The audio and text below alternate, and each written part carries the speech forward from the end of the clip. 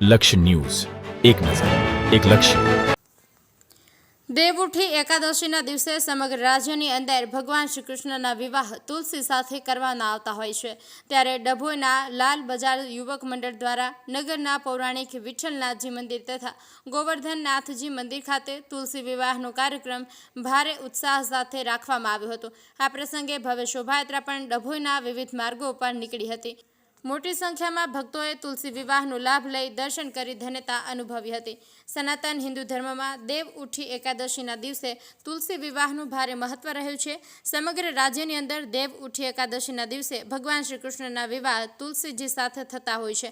ત્યારે એક લગ્ન પ્રસંગ હોય તેવી રીતે ભગવાનના વિવાહ તુલસીજી સાથે ધાર્મિક પરંપરા વિધિ સાથે કરવામાં આવતા હોય છે.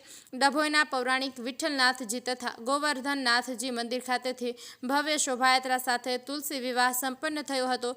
મોટી સંખ્યામાં ભક્તો તુલસી વિવાહ પ્રસંગે દર્શન કરી ધન્યતા અનુભવી હતી. બેન્ડ અને ડીજેના તાલે ભવ્ય શોભાયાત્રા નગરના વિવિધ રાજમાર્ગો પર ફરી નિજ મંદિર પર પરત પહોંચી હતી, જેમાં મોટી સંખ્યામાં શ્રદ્ધાળુઓ જોડાયા હતા. નિરંજન ચૌહાણ, ડભોઈ.